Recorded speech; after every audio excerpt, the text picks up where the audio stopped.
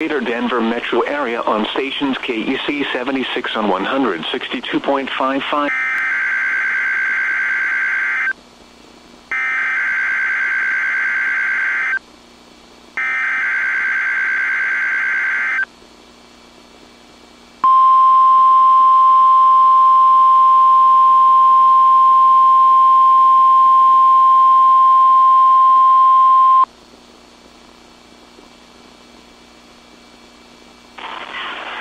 This is the National Weather Service in Boulder.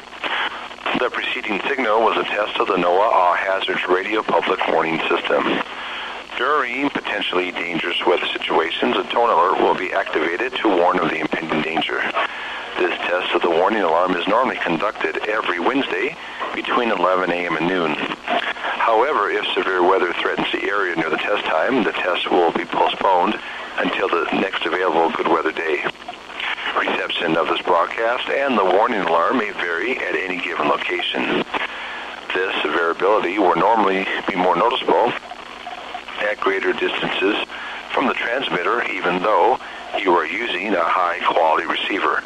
The warning alarm tone will be activated for hazardous watches and warnings for all of north central and northeastern Colorado.